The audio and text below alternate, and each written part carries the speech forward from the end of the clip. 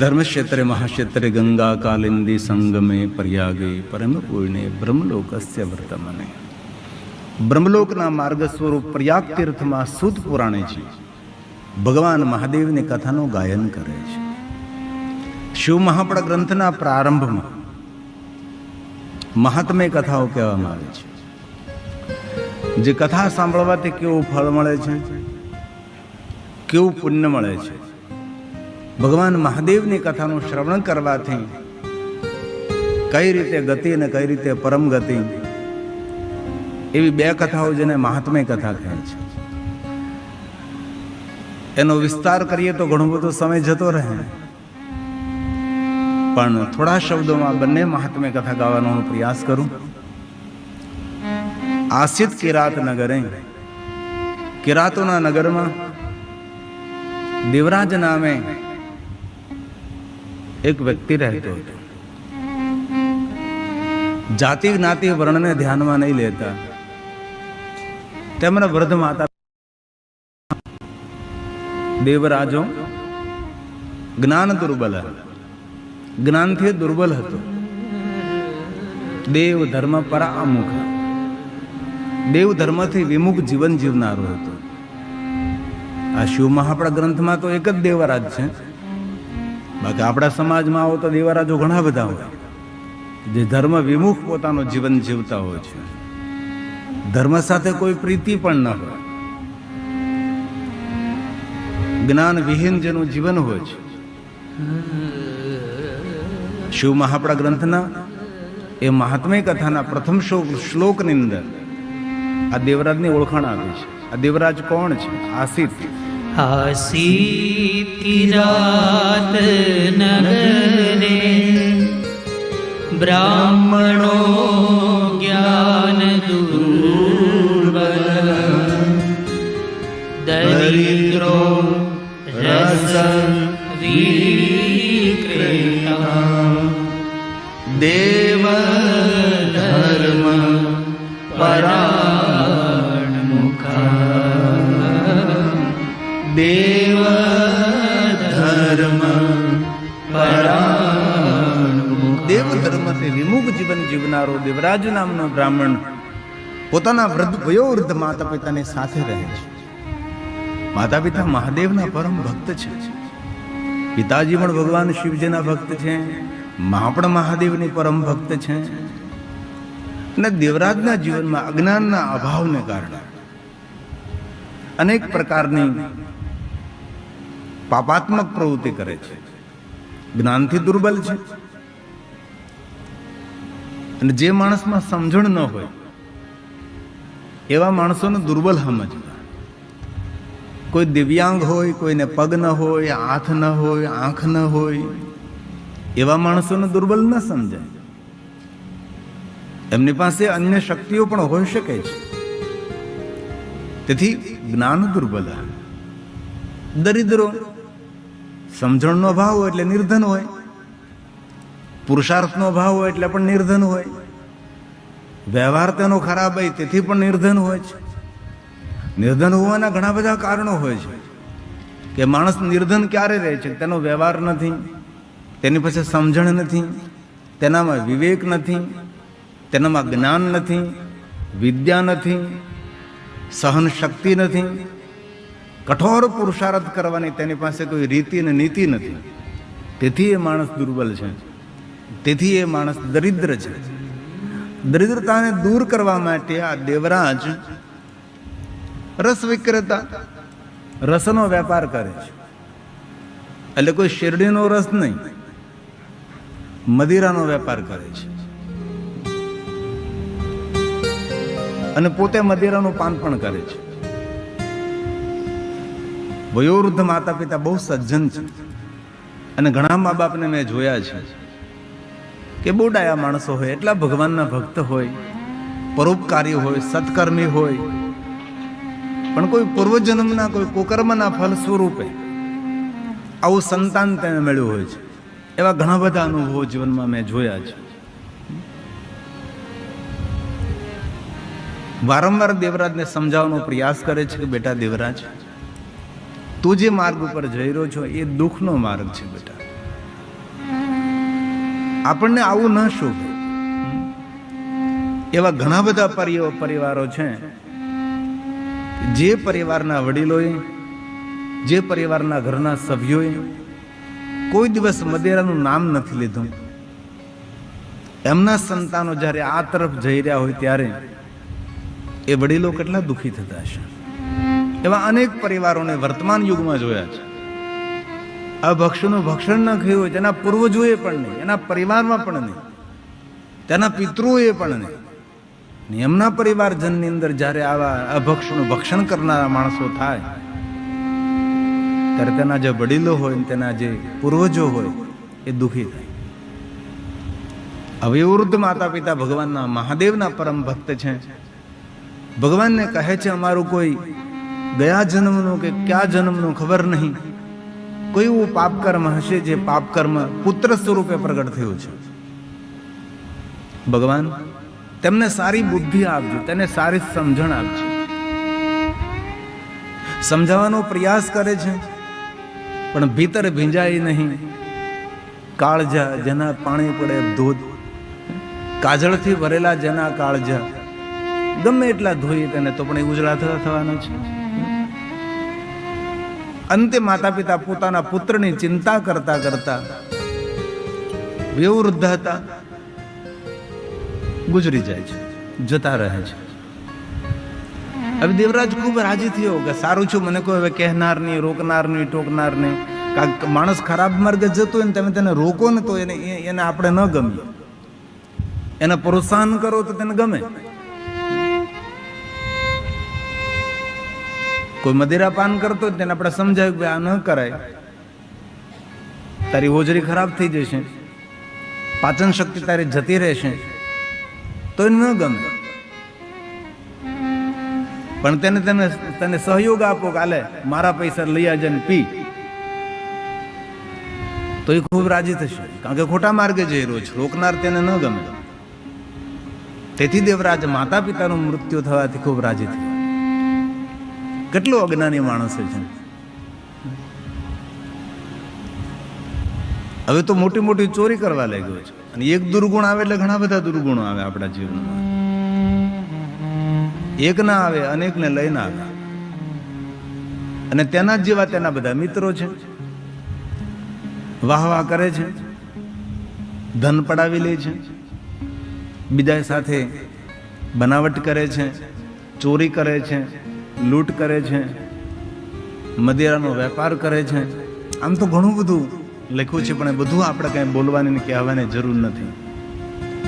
વ્યવહાર વિરુદ્ધ અને શાસ્ત્ર વિરુદ્ધ જે કાંઈ પ્રવૃત્તિ થતી હોય એ બધી જ પ્રવૃત્તિ આ દેવરાજ કરી રહ્યો છે. હવે બન્યું એવું, જ્યાં સુધી યુવાની હતી ત્યાં સુધી તો એ પાપાચાર કરતો રહ્યો, નહીં કરવાના કામો બધા જ કરતો રહ્યો. પણ યુવાની કેટલા દિવસ ભાઈ, બહુ થોડો સમય હોય છે યુવાનીનો. ક્યારે હાથમાંથી જ યુવાની જતી રહે, તેથી તેને જવાની કે નથી રહેવાની એટલે જવાની. જોત જોતામાં તેના યુવાનીના દિવસો પૂરા થયા છે. વૃદ્ધ અવસ્થાની શરૂઆત થઈ, શરીર રોગથી ઘેરાવા લાગ્યું છે. કારણ કે અભક્ષનું ભક્ષણ કરનારો માણસ જલ્દી રોગિષ્ઠ બને. આપ જપ તપ સાધના અનુષ્ઠાન ઉપાસના થાય કે ન થાય, પણ આહારની પવિત્રતા રાખવી, ભોજનની પવિત્રતા રાખવી. સજ્જન માણસો, ડાયા માણસો, ભગવત માણસો કોઈના ઘરનું ભોજન ન કરે, કોઈના હાથનું ભોજન ન કરે, જેના તેનાથી બનેલું ભોજન ન કરે. ભોજનની કેટલી પવિત્રતા રાખીએ છે, ત્યારે એ લોકો પોતાના જીવનમાં ખૂબ સફળ થઈ શકે છે. તેથી આ સભામાં તો બહુ ડાયા માણસો છે. આપ સૌ તો એવું ભોજન ન કરતા હો, પણ જો કરતા હો, કોઈને થોડી ઘણી આમ તેમ આદત હોય, તો ભગવાન મહાદેવને ધ્યાનમાં રાખીને ભગવાન મહાદેવને યાદ કરી અને દ્રઢ સંકલ્પ કરજો કે આજથી હું શુદ્ધ શાકાહારી બનીશ, મારું ભોજન પવિત્ર હશે, હું ભગવાનને જમાડીને જમીશ, મારા ભોજન ઉપર તુલસીનું પત્ર હશે, એવું ભોજન હું કરીશ. ભગવાને આપણને એટલો સુંદર માનવ દેહ આપ્યો છે. અનેક જીવોને મારીને આ જીવને જીવવાનો કયો અધિકાર છે? ભગવાને ભોજન માટે કેટલું કેટલું બનાવ્યું તમે જોવો તો ખરા. એમાં આપણે તો ગુજરાતી કેટલા સંશોધનો કર્યા આપણા ભોજન માટે. કાલે એકાદશી હતી, તો એકાદશીમાં પણ ક્યાં હું તમને કહું, ફરાળી ભાખરી, ફરાળી સબ્જી, ફરાળી કચોરી, ફરાળી પાઉંભાજી, ફરાળી પીઝા, ફરાળી પાણીપુરી. બોલો હવે કઈ ખાવું છે? કેટલી વ્યવસ્થા ભોજનની અંદર. તેથી હૃદયની એક પ્રાર્થના છે, અભક્ષનું ભક્ષણ કદી ન કરો, પવિત્ર ભોજન કરો, સારા માણસના હાથનું ભોજન કરવું. જ્યાં ત્યાં ને જે તે જગ્યાએ ભોજન કરવું એ માનસિકતાને વિચલિત કરે છે. આ દેવરાજે પોતાના જીવનમાં અનેક પ્રકારના અભક્ષના ભક્ષણ કર્યા છે. વૃદ્ધાવસ્થા આવી, ચોરી કરી શકતો નથી, કામ તો કર્યું નથી જિંદગીમાં. વૃદ્ધાવસ્થા ધીરે ધીરે વધવા લાગી છે અને દુઃખના દિવસો શરૂ થયા છે. એક એક રોગ પ્રવેશ કરવા લાગ્યા છે. શરીર જીર્ણ બની ગયું, જર્જરિત થઈ ગયું છે. પોતાના મિત્રોની પાસે જાય છે, જે વાહ કરતા હતા, જે એ લોકોની પાસે જઈને કહે છે કે મને કઈ મદદ કરો, મેં તમને ખૂબ આપ્યું છે, ખૂબ તમને મેં સહકાર આપ્યો છે, આપ મને કઈ મદદ કરો. જે તેની સાથે રહેનારા હતા અને ખુશામત કરનારા, પ્રશંસા કરનારા નહીં હતા, ખુશામત કરનારા હતા, વાહવાહી કરનારા હતા, એ બધા દેવરાજને છોડીને દૂર જવા લાગ્યા છે. હવે દેવરાજ એકલો પડી ગયો છે. કે આ દુનિયા તો સ્વાર્થથી ભરેલી છે. સુર નર મુનિવર કી यही રીતે સ્વાર્થ લાગત કરત સબ પ્રીતિ. વિચિત્ર દુનિયા છે. બાપ જ્યાં સુધી ધન કમાઈને ઘરમાં આપતો હોય ત્યારે બાપ બહુ વાલો લાગે, પણ એ જ પિતા જ્યારે અપાહિજ થાય, એ જ પિતા જ્યારે વૃદ્ધ થાય, ધન કમાઈ ન શકે, એ બાપ ઘરની અંદર અપમાનિત થવા લાગે. જે પિતાનું બોલ ઝીલાતો હોય, જે પિતાનું માન થતું હોય, સન્માન થતું હોય, પિતા ઘરમાં પગ મૂકે ત્યાં તેની અદબ રખાતી હોય છે, એ જ પિતા વયોવૃદ્ધ થાય ત્યારે એ પિતાનું અપમાન થતું હોય, અનાદર થતો હોય. અથવા પતિ જ્યાં સુધી ખૂબ કમાઈ શકતો હોય ને ખૂબ ધન લાવતો, ત્યાં સુધી તેના પરિવારજનો, તેના પત્ની એનું માન સન્માન કરીને એ જ પતિ અપાહિજ થઈ જાય ત્યારે એ જ પત્ની સન્માન કરેલી અપમાન કરવા લાગે છે. કારણ કે દુનિયા આખી એનાથી ઘેરાયેલી છે. તુલસીએ તો કોઈને છોડ્યા નથી, કોઈને છોડ્યા નથી, સૌને આ જ રીત. સુર એટલે દેવતા, સુરનર મતલબ દેવતા જેવા માણસો, ભગવાન જેવા માણસ હોય. સુરનર દેવ જેવા માણસ. મુનિ सबकी यह रीति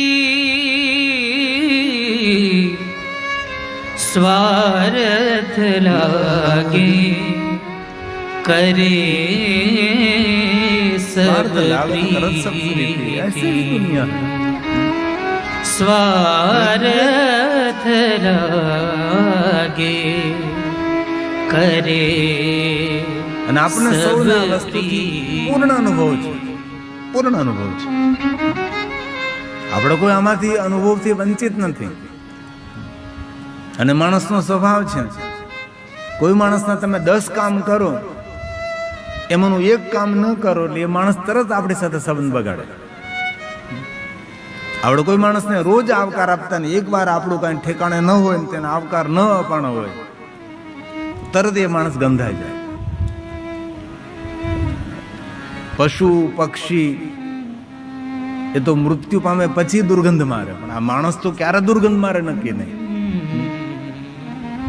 ક્યારે આપણી સાથે કેવું વલણ કરે, કેવો વ્યવહાર કરે તેની આપણને ખબર ન હોય. કારણ કે મતલબની દુનિયા, સ્વાર્થનો આ સંસાર છે ને એમાં આપણે પરોપકારી બની રહેવાનું છે, તેમાં આપણે પરમાર્થી બની રહેવાનું છે. સૌનું હિત કરતા રહેવાનું છે. દુનિયા તો પથ્થરોથી ભરેલી છે, પણ આપણે તો ફૂલની જેમ ખીલવાનું છે. આ દુનિયા તો કાંટાઓથી ભરેલી છે, પણ તેની અંદર આપણે સુરક્ષિત રહેવાનું છે. આજે જીવનની શ્રેષ્ઠ સમજણ. દેવરાજે નિર્ણય લીધો કે હવે શું કરું, આ નગરને છોડીને કોઈ જગ્યાએ જતો રહું. કારણ કે નગરના માણસો તો મને જાણે છે, સૌ મને ઓળખે છે કે હું ચોર છું, હું દુરાચારી છું. તેથી આ ગામને છોડીને, આ વિસ્તારને છોડીને કોઈ દૂર જગ્યાએ જતો રહું. અને દેવરાજ કિરાતોનું નગર છોડીને જતો રહે છે. ક્યાં જવું તે લક્ષ્ય નથી, પણ વૃદ્ધાવસ્થા ભરપૂર છે. અને દેવરાજની વૃદ્ધાવસ્થા દુઃખી થઈ છે. કારણ કયું? કારણ એક જ, તેને યુવાનીમાં ધ્યાન ના આપ્યું. અને એ જ માણસો નિર્ધન હોય જે યુવાનીમાં સાવધાન નથી રહેતા. મહેનત કરવી પડે, પુરુષાર્થ કરવો પડે, દિવસ રાત્રિ એક કરવા પડે. 24 કલાકની તમે કઈ રીતે ઉપયોગ કરો છો તેની ગતાગમ આપણી પાસે હોવી જોઈએ. કોઈ પણ માણસ કોઈ પણ ક્ષેત્રમાં સફળ થયો છે, ધનપતિ થયો છે, મોટો માણસ થયો છે, તમે તેના દુઃખ તો તમે જુઓ જરા. પણ સફળ પુરુષોના દુઃખને કોણ જાણે ભાઈ? તેને સંઘર્ષ કર્યો છે. ઘણા એના લોકો એવું સમજે કે અમેરિકા રૂપિયાના ઝાડવા છે, તમે જાઓ ને ખંખેરવા. પણ અમને ખબર છે કે અમેરિકા ગયા પછી આ લોકો કેટલી મહેનત કરે છે, કેટલો પુરુષાર્થ કરે છે, કેવી યાતનાઓ, કેવી વેદનાઓ, કેટલું કેટલું વેઠે છે. ત્યારે ધીમે ધીમે તારા જીવનમાં પ્રગતિ થાય. અનેક એવી કથાઓ મેં સાંભળી છે. એ લોકો જ્યારે અમને વાત કરતા હોય ત્યારે આંખમાંથી બોર જેવડા ટબ્બા આંસુ પડતા હોય છે. લાંબા સંઘર્ષ બાદ તેને પોતાના કાર્યક્ષેત્રમાં સફળતા મળતી હોય છે.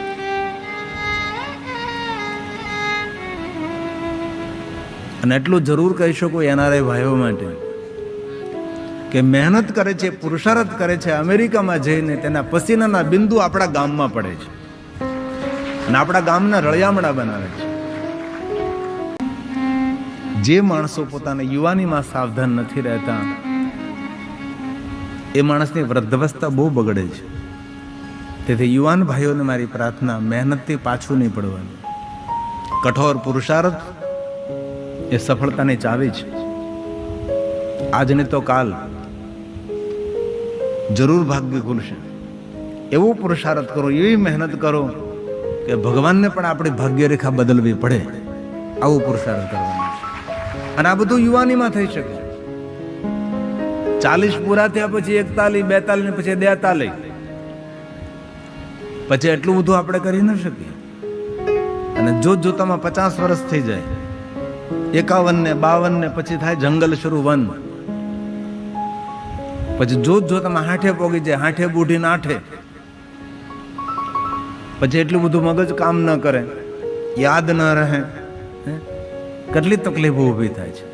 તેથી મારા યુવાન ભાઈઓને, બહેનોને ખૂબ પ્રાર્થના, ખૂબ મહેનત કરો, ખૂબ પુરુષાર્થ કરો. આળસ શેતાનનું ઘર છે, આળસ ભૂતનું કારખાનું છે. આળસુ માણસોની એક પણ અપેક્ષા પૂરી થતી નથી. આળસુ માણસના આંખમાં આંસુ રહે છે અને બીજા ઉપર નિર્ભર રહે છે. અને જે મારા યુવાન ભાઈઓ બહેનો એ દુનિયા જીતવી હોય ને, એને સવારમાં જે બિસ્તર ઉપર તમે સુવો છો એ બિસ્તરને જીતવું પડે. કારણ કે બિસ્તર પકડી રાખે ને, હજી થોડુંક હોઈ લઉં, હજી થોડુંક હોઈ લઉં, એમાં આ ઠંડીનો સમય એટલે એટલો સુવાનો આનંદ આવે. જેમ જેમ કોઈ જગાડે તેમ તેમ વધારે હોવાનો આનંદ આવે. પણ જે માણસોએ જીવનમાં સફળ થવું છે તેને સવારનો બિસ્તરને જીતવું પડે. નિંદરને ધક્કો મારી, ભલે લોકો કહેતા હોય કે 8 કલાક ઊંઘવું જોઈએ, 10 કલાક ઊંઘવું જોઈએ, ઊંઘો તો રાવણના ભાઈ બની જાઓ. જેટલા સફળ પુરુષોની મેં કથા વાંચી છે, એ સફળ પુરુષોના જીવનમાં શ્રેષ્ઠ સદગુણ છે બ્રહ્મ મુહૂર્તમાં ઉઠવું, વહેલા ઉઠવું. તેથી આવતીકાલથી નિયમ લેવાનો છે, 3 વાગે ઉઠી જવું. થોડુંક વધારે થઈ ગયું કા? 3:30, 4, 4:30, 5. કમસે કમ 5 વાગે તો મેં આ જોયું હતું કલવાડામાં, ભાગ્ય કોઈ જાગતું હતું. કલવાડા હોતું હતું, હું જાગતો હતો. વહેલા ઉઠો, બ્રહ્મ તેજ પ્રાપ્ત થશે. જેટલા મહાપુરુષોના મેં જીવન ચરિત્રો વાંચ્યા, તેના જીવનના વિશેષ સદગુણ એ મને દેખાણો. એ લોકો વહેલા ઉઠતા હતા. એટલો સમય બચે એટલો. થોડીક વાર તકલીફ પડે, થોડીક વાર તો એમ થાય કે નહીં ઉઠવું. શરીર છે ને સારા માર્ગે જતા હંમેશા રોકે છે. તમે ભોજન કરી લો તો સોફા ઉપર બેસવાની ઈચ્છા થાય, વજ્રાસનમાં બેસવાની ઈચ્છા નહીં થાય. શરીર ના જ પાડે તમને કે નથી બેસવું. સવારમાં શરીર ના જ પાડે કે નથી ઉઠવાનું, સૂતો રહે. શરીર કહે તેમ આપણે નથી કરવાનું. જીવનમાં સફળ થવું હોય તો તમારો આત્મા જે પ્રમાણે પુકાર કરે એ પ્રમાણે તમારે જીવન નિર્માણ કરવાનું છે. આત્મા હંમેશા સારી ને ચોખ્ખી અને સરસ સલાહ સૂચન કરે છે. તારે આમ જ કરવાનું. દ્રઢ સંકલ્પ જીવનની મોટામાં મોટી સફળતા હોય છે. તેથી યુવાન ભાઈઓ બહેનોને મારી હૃદયથી પ્રાર્થના, 24 કલાકને સરસ રીતે ગોઠવો. 24 કલાકમાં કેટલા આપણા કામો કરવાના છે, કઈ દિશામાં આગળ વધવાનું છે, આપણા જીવનનું લક્ષ્ય કયું છે. લક્ષ્યહીન જીવન જંગલ મેં ભટકને કે સમાન. ક્યાં સુધી તમારે પહોંચવું છે, જીવનમાં શું કરવું છે. આજ મને ગોરગામના મારે વિનોદભાઈ પટેલ સવારમાં મળવા આવ્યા. મને ખૂબ આનંદ થયો એની વાત સાંભળીને. સહપત્ની એમને મેં કહ્યું કે મારે દક્ષિણ ગુજરાતમાં મારા ગામને એક અનેરું ગામ બનાવવું છે.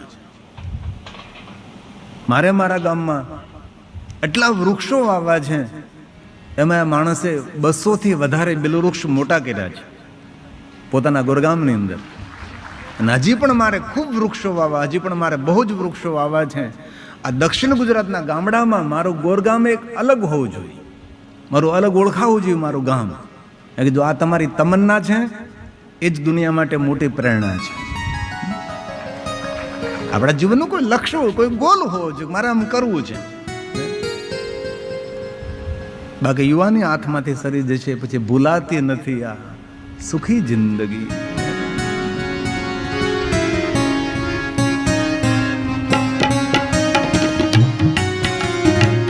જિંદગીની વાસ્તવિકતા છે ભાઈ.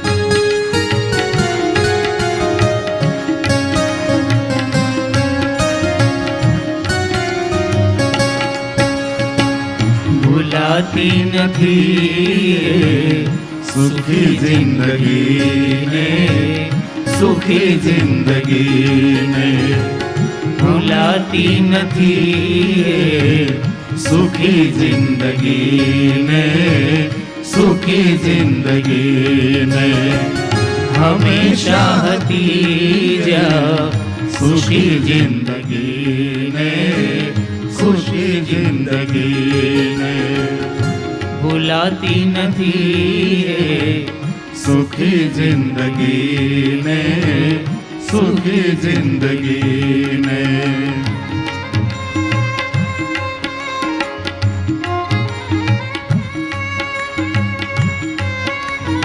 વૃદ્ધોની પાસે બેસીએ ને આપણે, એટલે લગભગ યુવાનીની વાતો કરતા હોય છે. એ ભૂતકાળ વાગોળતા હોય છે, કે તેની પાસે ભવિષ્ય નથી. યુવાનો પાસે ભવિષ્ય ઉજ્જવળ કરવાનો સમય છે. તેથી મારા યુવાન ભાઈઓ બહેનોને મારી હૃદયથી પ્રાર્થના છે, જીવન વ્યર્થ ન જાય, નિરર્થક ન જાય, તેની સંપૂર્ણ કાળજી લેવાની છે. સમયની એટલી સુંદર ગોઠવણ કરવાની, ટાઈમ મેનેજમેન્ટ એ જીવનનો મહત્વનો ભાગ છે. તેથી આ ભજન આપણને સૌને પ્રેરણા પૂરી પાડનારું છે. સુખી જિંદગી, સુખી જિંદગી બાળપણમાં ગુજારી, સુખી જિંદગી બાળપણમાં ગુજારી. હોય ને ભાઈ, માની ગોદમાં રમતા હોય, બાપના કંધે બેઠતા હોય, ન કોઈ ચિંતા હોય, તો કે માતા પિતા પર નિર્ભર હોય. સુખી જિંદગી બાળપણમાં ગુજરે. બાળપણ તો સૌનું સુખમય જ હોય, પણ યુવાનીએ કીધી દુઃખી જિંદગી. યુવાનીમાં ધ્યાન ન રાખ્યું એટલે આ જિંદગી મારી દુઃખી થઈ. ગરીબ પરિવારમાં જન્મ થવો એ પ્રકૃતિની ઘટના છે. કોઈ નિર્ધન પરિવાર, કોઈ ગરીબ પરિવાર હોય, એમાં જન્મ થવો ભાગ્ય કહો કે એક ઘટના કહો, લેકિન એ જ ગરીબાઈમાં દુઃખી થઈને મરવું એના ગુનેગાર આપણે છીએ. આ દુનિયામાં જેટલા મોટા મોટા ઉદ્યોગપતિ છે, સફળ બિઝનેસમેનો છે, જો તમે એ લોકો રાજમહેલમાં નથી જન્મ્યા, એ લોકો ઝૂંપડામાં જન્મ્યા છે. તેનો સંઘર્ષ જુઓ, તેના જીવનની વિચારધારા જુઓ, તેની વફાદારી જુઓ. જેની સાથે કામ કરતા એને સંપૂર્ણ સમર્પિત હોય. જે શેઠની ભેગા કામ કરે, શેઠનો દીકરો તેને સમર્પિત ન હોય, પણ આ માણસ એટલો હોય તેની સાથે કામ કરનારો માણસ એવી રીતે કંપનીમાં, ફેક્ટરીમાં કામ કરતો હોય જાણે એક કંપનીનો માલિક છે, જેને ફેક્ટરીનો માલિક છે. અને કોઈ પણની સાથે કામ કરતા ને માલિક બનીને જો કામ કરીએ ને તો આજને તો કાલ આપણો ઉપરવાળો માલિક આપણને જરૂર એ કંપનીનો માલિક પણ બનાવી શકે. આપણો સમર્પણ ભાવ હોવો જોઈએ. તેથી આ ભજન ઉપદેશક ભજન છે. સુખી જિંદગી બાળપણમાં ગુજારી, યુવાની એ કીધી દુખી જિંદગી. સુખી જિંદગી બાળપણમાં ગુજારી, સુખી જિંદગી બાળપણમાં ગુજારી. યુવાનીએ કીધી, યુવાનીએ કીધી, દુખી જિંદગીને, દુખી જિંદગીને, યુવાનીએ કીધી, દુખી જિંદગીને, દુખી જે જિંદગી. યુવાનો યુવાનીમાં ધ્યાન ન રાખે તેના માટે આ પંક્તિ છે. મળે વૃદ્ધપણું ત્યારે રોવાનો વારો આવશે. તેથી અમારે આપણે ગુજરાતીમાં કહેવત છે, નાનપણનું નાણું અને શાળાનું છાણું. આજે ઠંડીના દિવસો ને ત્યારે છાણા થપ્પવામાં આવે. ગાય માતાનું ભેંસનું ગોબર છાણ ભેગું કરી અને શિયાળામાં જે છાણા બનાવે ને આખું વરસ ચાલે. એ ચોમાસું આવે એટલે શિયાળાનું છાણું, નાનપણનું નાણું. યુવાનીમાં કમાઈ એટલું વાપરી નહીં નાખવાનું. અને બહેનોએ ખાસ બજારમાં જાઓ ત્યારે તમને આંખને ગમે એ વસ્તુ ખરીદવાની નથી. તમારા જીવનમાં બહુ જ જરૂર હોય તો ખરીદો. આપણે આંખને ઘણું બધું ગમતું હતું કે બધું આપણે ખરીદવાનું ન હોય. ખરીદી ઓછી કરો. તમે રોજના 500 રૂપિયા કમાતા હોય તો તેમાંથી 250 રૂપિયા ખર્ચ કરો. એ રીતે જીવનની ડિઝાઇન કરી શકાય, જીવનને એવી રીતે ગોઠવી શકાય. અને ભૂલથી કરજો નહીં કરો.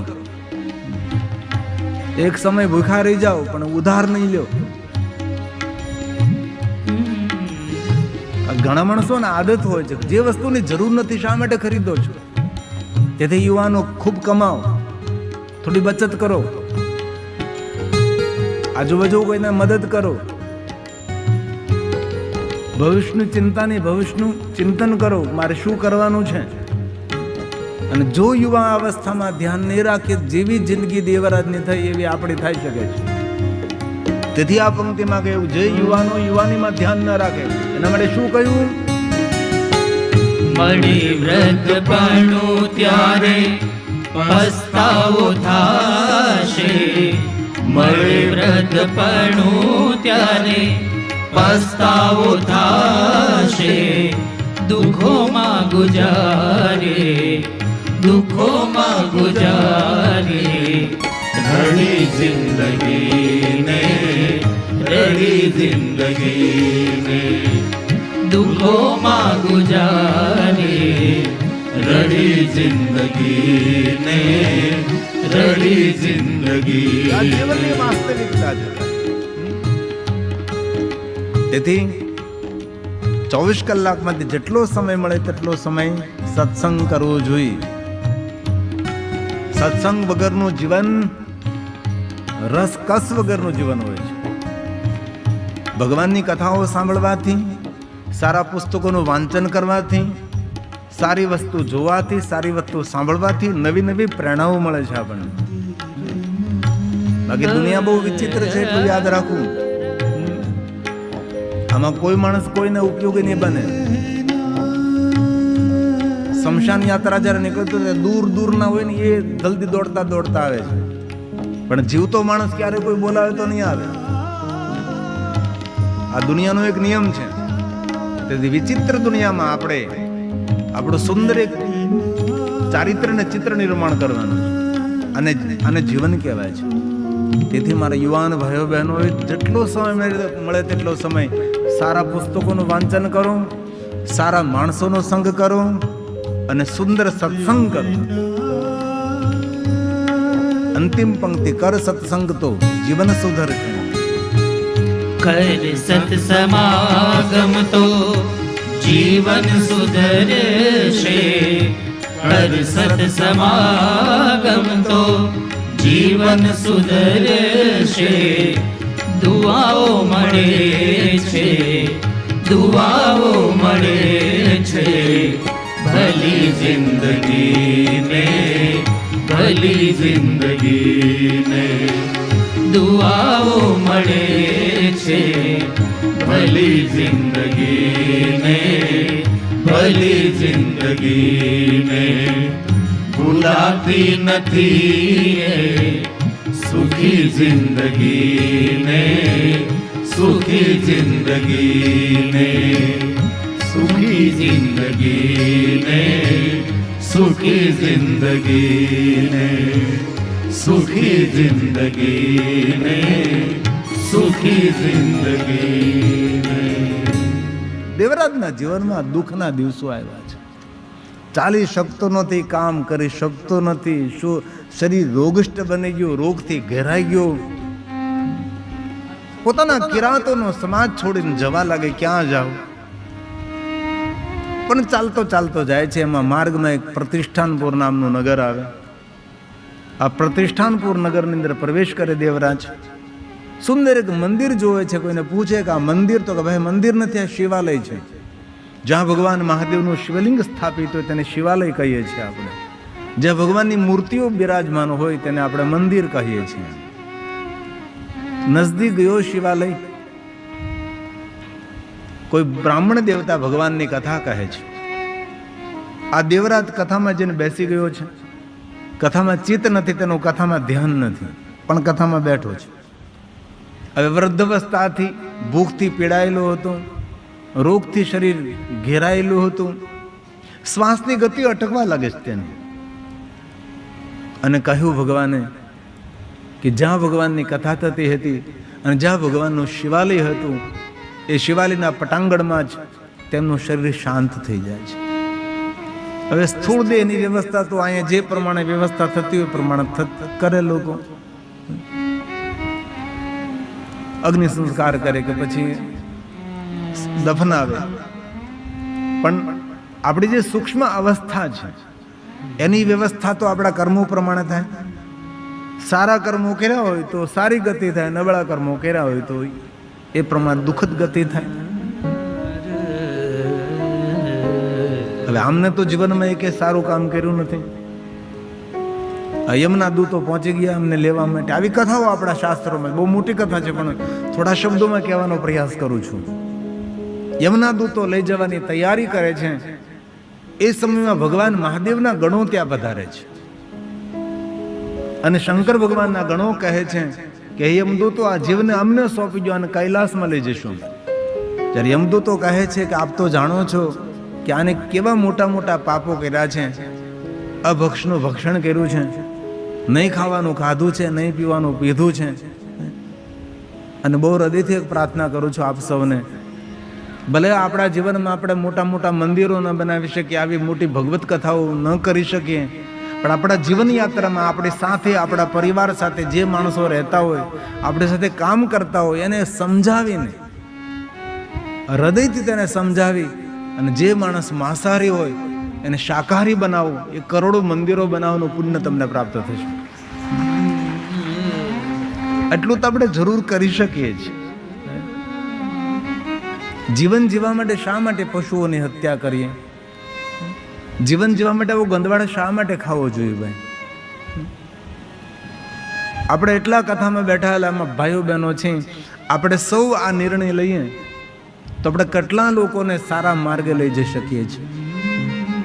આપણે કેટલું મોટું સત્કાર્યનું કામ કરી શકીએ છીએ. અને આપણી સાથે કોઈ ના કોઈ તો કામ કરતા જ હોય, આપણા ખેતરમાં, આપણી વાડીમાં, આપણી ફેક્ટરીમાં, આપણા ગામમાં. એને સમજાવીએ આપણે કે ભાઈ આ ન ખવાય, આ દુઃખનો માર્ગ છે, આનાથી રોગ થાય. માણસને સમજાવો તો સમજી શકે છે.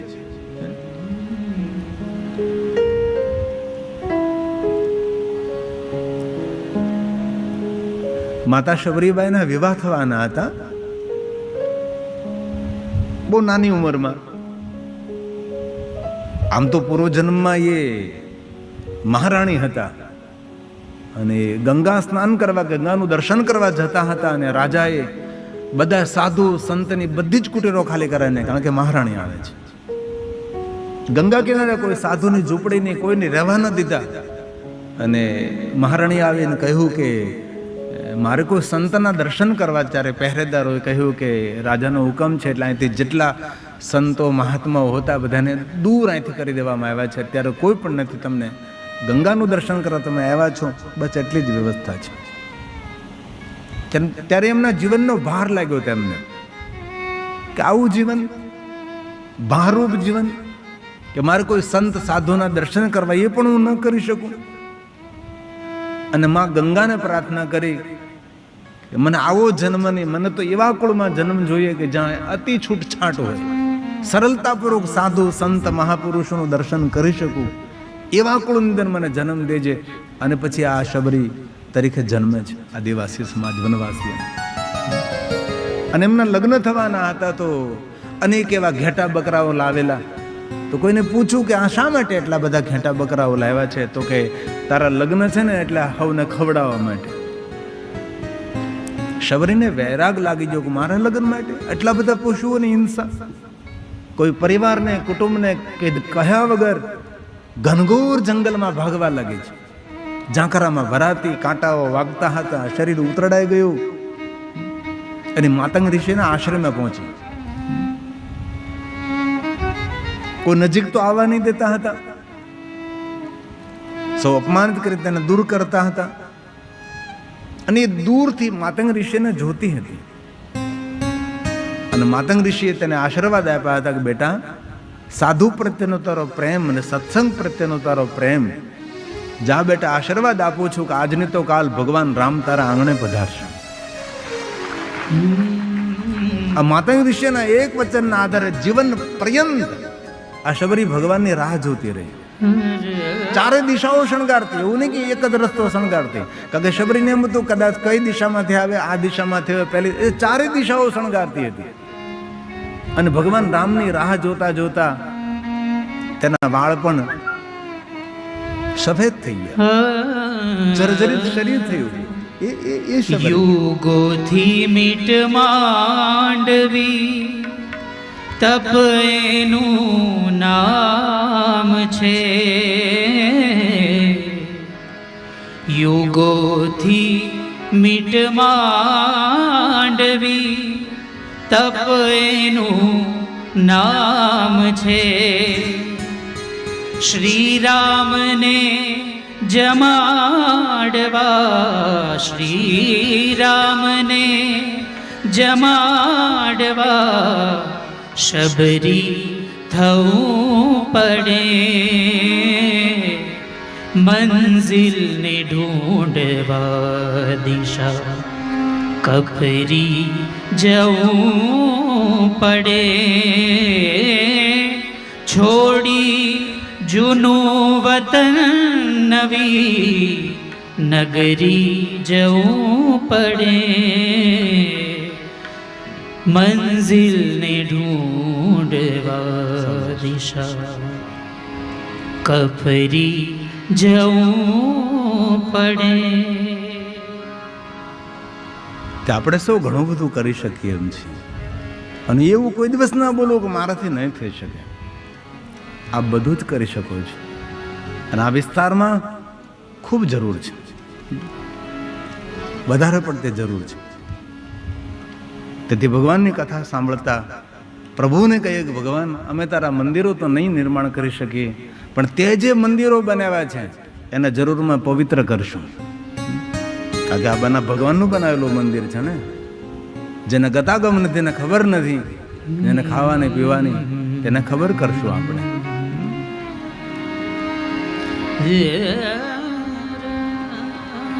યમરાજા લઈ જાવ, યમના દૂતો લઈ જવાની તૈયારી કરે. ભગવાન મહાદેવના ગણો તેને સમજાવે છે. અને પછી તો દેવરાજના જીવને શિવ ગણોને સોંપવામાં આવે છે અને ભગવાન મહાદેવના લોકમાં આવે છે. ગણો કહે છે કે શું જોવે છે, જરા દર્શન કર ભગવાનનું. ભગવાનનું દર્શન કરીને પ્રભુને કહે છે, ભગવાન હું તો પાપી જીવાત્મા, નરકમાં જનારો, દુઃખ ભોગવનારો, મને આ શિવલોક ને કૈલાસ આ શા માટે? મને સમજાતું નથી મારા કયા જન્મનું પુણ્ય ઉદય થયું છે. ત્યારે ભગવાન સ્વયં મહાદેવ કહે છે કે તારા કોઈ જન્મનું પુણ્ય નથી, તે તો એટલા બધા પાપો કર્યા છે કે જે પાપનો હિસાબ નથી. પરંતુ તારા માતા પિતા જે વયોવૃદ્ધ હતા એ મારા પરમ ભક્ત હતા, અને તારા માતા પિતાના પુણ્યના ફલ સ્વરૂપે તારી અંતિમ અવસ્થા જ્યારે હતી ત્યારે જ્યાં મારી કથા ગવાતી હતી ત્યાં તું આવ્યો, અને જ્યાં મારું શિવાલય હતું ત્યાં તું આવી ગયો.